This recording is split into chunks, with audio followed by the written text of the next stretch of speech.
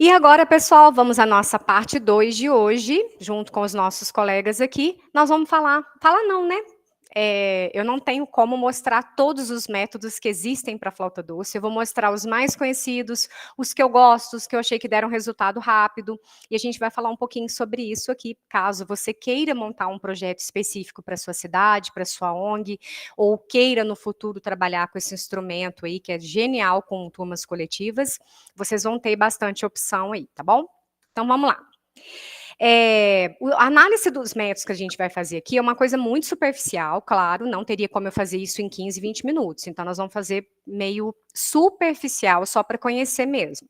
Então, os métodos de repertório a uma voz e que sugerem desde as primeiras lições uma outra voz realizada pelo professor ou um aluno mais adiantado. Esse o estilo mais utilizado. Por quê? Geralmente o aluno faz uma ou duas notas até, no máximo, e o professor ou o aluno, né, caso seja uma turma mista, aquele que sabe mais notas, ele faz a voz 2, que seria a voz de baixo. Quais são os conhecidos dessa área? A gente tem o Tiller, que é bem conhecido. A Elizabeth Procé não é tão conhecida, mas eu acho o trabalho dela com criança, eu acho até interessante. E o Mário Videla, que nós vamos falar depois, claro, com calma. Esse aqui que está na minha mão, ó, é o primeiro volume do Tiller, tá, gente? A capa dele é laranja, bem conhecida, é um método muito antigo, mas ele é interessante porque ele trabalha canções folclóricas, por exemplo, Bambalalão, Trem de Ferro, e desde as primeiras lições ele já faz essa distinção da voz 1 e voz 2 para que o aluno possa tocar, mesmo que poucas notas, né, já desde as primeiras lições. A gente vai falar mais especificamente sobre cada um deles daqui a pouco, tá? E tem aqueles métodos que a gente chama de pré-leitura. O que é uma pré-leitura? Você vai preparar a pessoa para uma leitura posterior das notas. Então, ele trabalha geralmente com gráfico, com tracinhos, igual a Rosa Lúcia dos Mares Guia, por exemplo, ela trabalha com gráficos. Então, são praticamente tracinhos, tá? Som longo, som curto. Aí ele escreve lá, por exemplo, si. Aí tem um tracinho menor correspondendo a semínima, o dobro do tamanho correspondente à mínima, e ela vai trabalhando com esses gráficos, 3, 4 notas, no máximo 5, a gente não passa disso, porque, como eu disse, são métodos de pré-leitura, eles são métodos introdutores à partitura tradicional. Então, no caso da pré-leitura, ela é muito utilizada para crianças a partir de 4, 5 anos, porque eles ainda não são o quê? Alfabetizados. Então, a pré-leitura, ela ajuda um pouco, tá? Um que eu gosto também é o Cada Dedo, Cada Som, da Teresa Castro, inclusive foi citado um pouco aí no Guia de Estudos, que ela trabalha com gráfico. Diferente de mim, eu coloco uma cor específica para cada nota, a Teresa não coloca a cor específica para a nota, mas sim para o tempo. Então, por exemplo, se a semínima é o quadrinho amarelo, o dobro desse quadrinho seria a mínima, que é o quadrinho vermelho, certo? Então, essa música é o 2x10, que nós já trabalhamos aqui, por isso que eu escolhi ela. Só que aqui está em forma de gráfico. Por quê? Você tem, a leitura ela é de cima para baixo, se vocês observarem, fica si, lá, sol, si, lá, sol. Olha a colcheia. O quadrinho menor ainda, dividido ao meio, que está aqui no caso representando a cor azul, seria a colcheia. Sol, sol, sol, sol, lá, si, lá, sol. Tocando, como que vai ficar? A mesma música que nós fizemos no primeiro dia.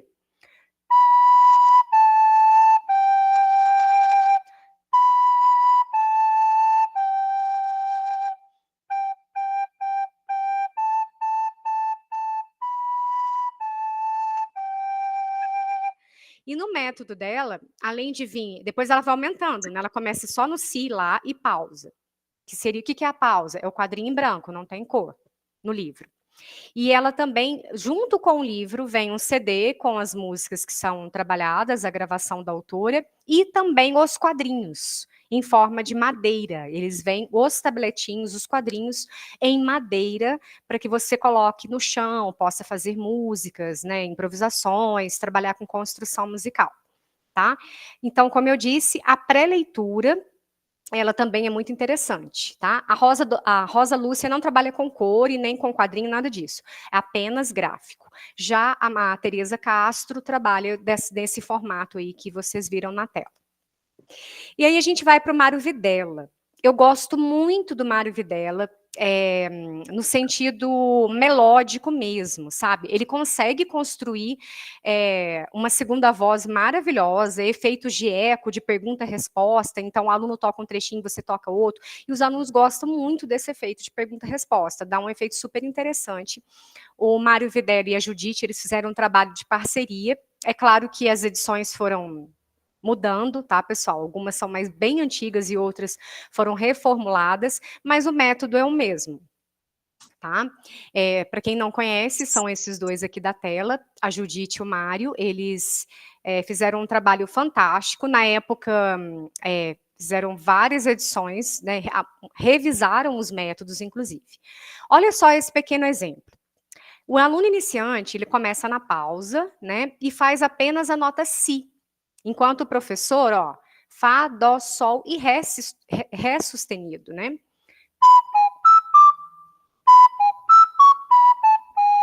Aí o aluno. Professor.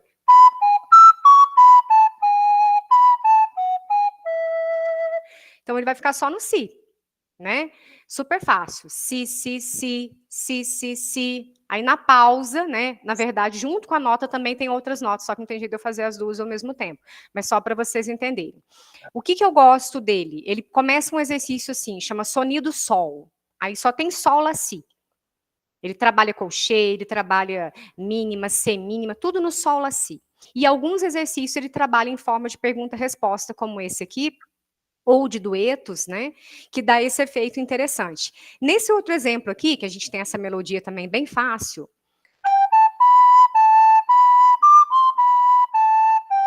aí, ó, ele pede solo, você pode escolher uma pessoa, todos, aí todo mundo.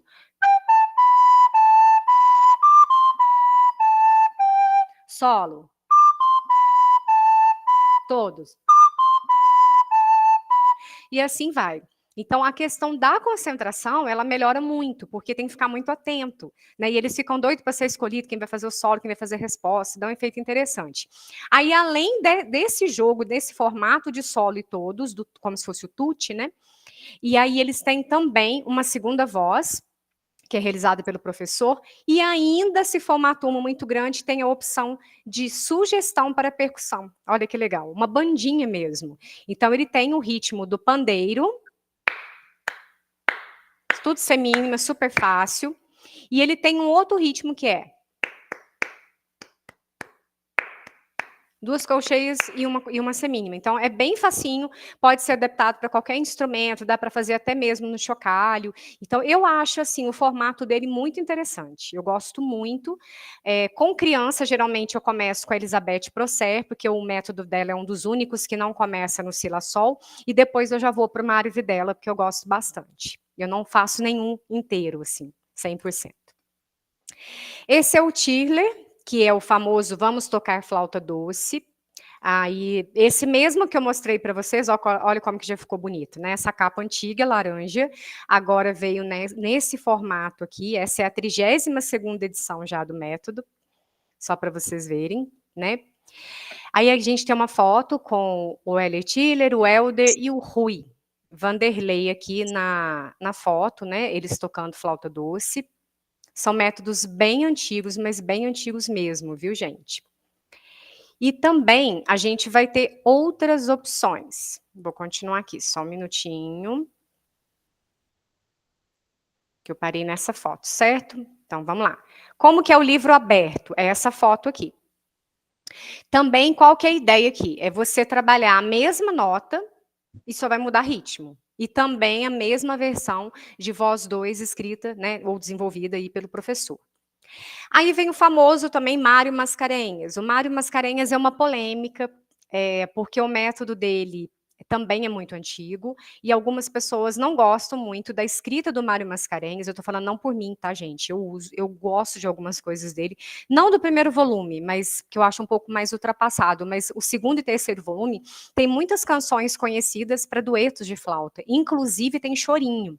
Ele faz um tico-tico no fubá a duas vozes, que eu acho muito legal. É uma adaptação para flauta doce, faz pintinhos no terreiro e algumas peças eruditas clássicas famosas, ou trechos delas, digamos assim, como Cancan e outras também.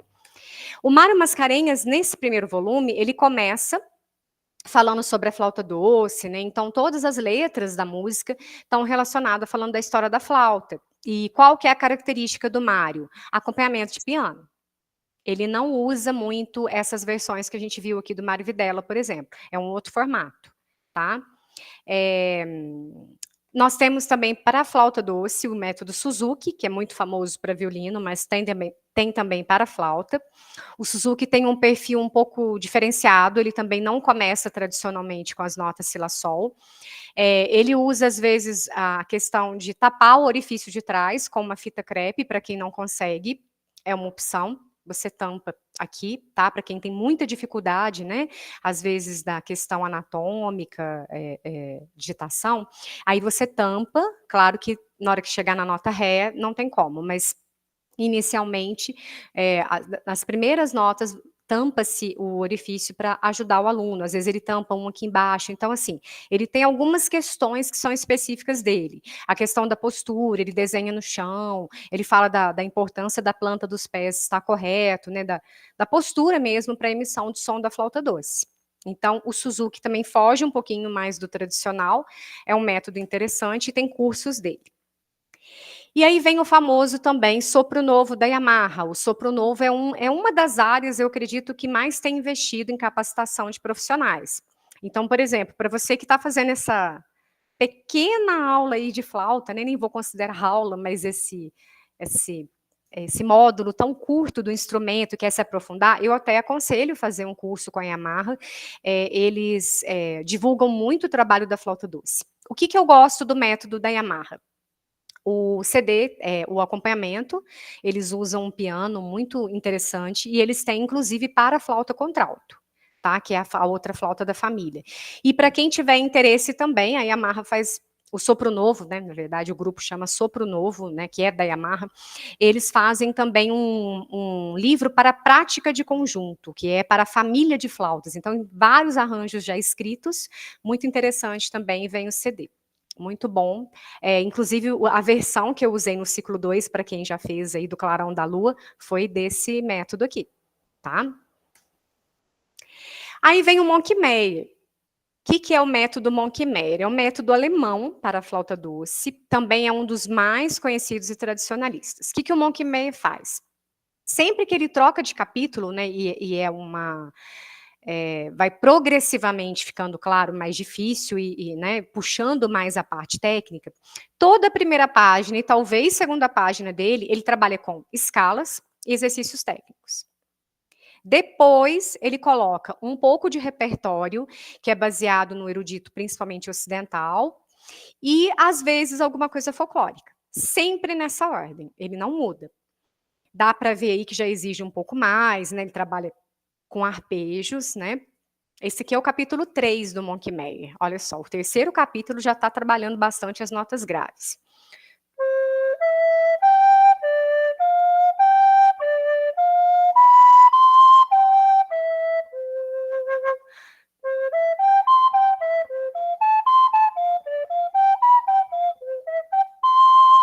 Aconselho. Para quem quiser significância técnica e, às vezes, ajudar o aluno a ler melhor a partitura, Monkmeyer é maravilhoso. Por quê? As coisas dele não são conhecidas. Ele não trabalha com um repertório muito conhecido. Raramente alguma música folclórica é inserida. E a parte técnica dele é bem puxada. Para mim, eu acho assim, para criança, assim, iniciação, eu acho difícil. Mas depois de um determinado nível que eu passo, depois do Mário Videla, eu coloco o Monkmeyer. porque ele puxa muito a leitura musical e a técnica, por conta dos níveis de dificuldade que aos poucos vão subindo, e é claro que eu intercalo o repertório também junto com esse livro, mas é fantástico, tá? Tem a versão brasileira, tem a versão espanhola, mas o original mesmo é o método alemão, tá? Esse é o Monkey Meyer, para quem não conhece, aí só por curiosidade, vale a pena, é um método fantástico.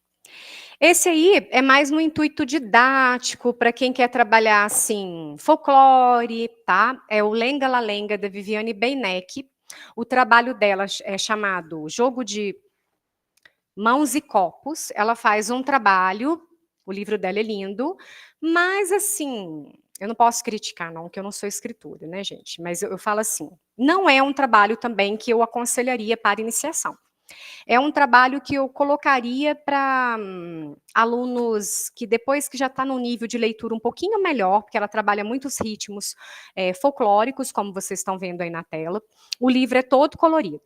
Qual que é a diferenciação da Viviane? Além da parte da flauta, ela trabalha uma parte de percussão de copos, jogo de copos com acompanhamentos rítmicos. E ela tem no final do livro uma espécie de legenda, uma espécie não, é uma legenda, e vem um VCD, nem é CD, vem um VCD com as músicas, tá? Para que vocês possam acompanhar, e também com jogos. Então, o que eu gosto da Viviane é essa parte criativa que ela faz no sentido de usar o copo como um instrumento de percussão, junto com a flauta doce, tá? Igual esse exemplo aí que está na tela. É um duo.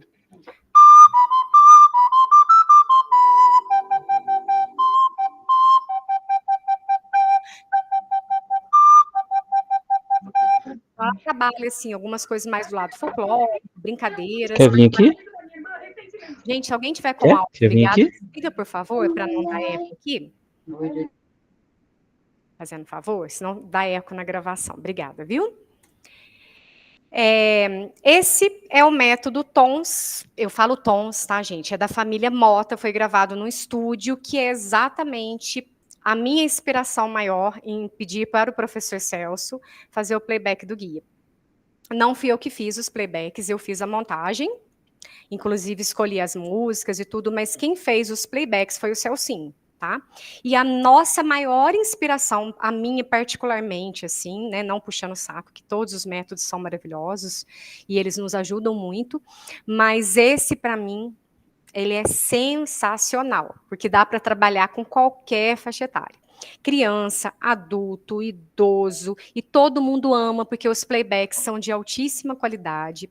Eu vou tocar para vocês agora o sambinha. Vocês vão ver que é muito parecido com a faixa 2, 3 do guia, porque, como eu disse, né, por questão de direitos autorais, foi inspirado nesse do Fernando Mota. Eu chamo de sambinha, né, mas na verdade a música chama-se Sol Lá. Foi o Fernando Mota que fez. E ritmicamente, para mim, não é só porque foi gravado em estúdio, mas a qualidade sonora, para mim, de todos, não menosprezando o sopro novo da Yamaha, mas é a melhor, por conta da qualidade de instrumentação de áudio. Parece que você está tocando com uma banda. Parece não, é uma banda, né? E dá para tocar com qualquer idade, tá? Então, eu aconselho.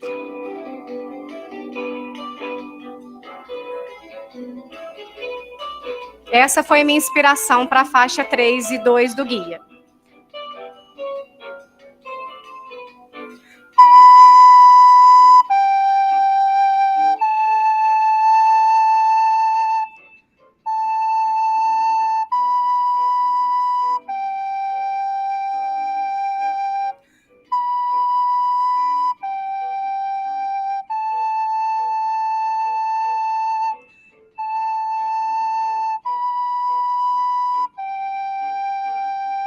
Parte B.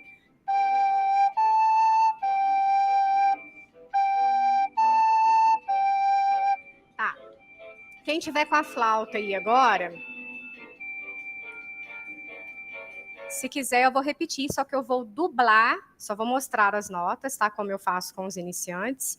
Quem tiver com a flauta aí e quiser tocar comigo, vamos lá.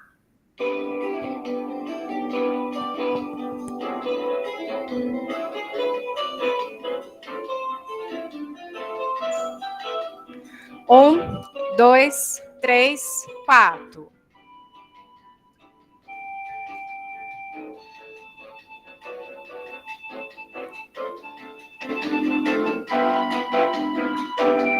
Aí vai repetir.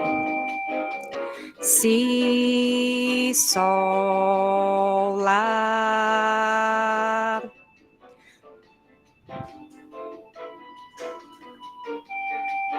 Aí a parte B. Sol, lá, sol.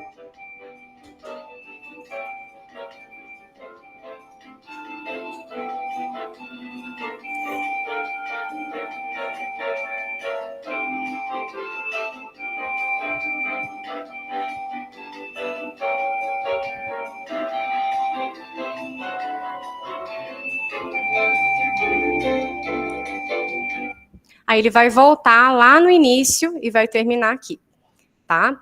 Então, ele tem o volume 1 e 2, estava até esgotado, não sei se fizeram uma nova edição.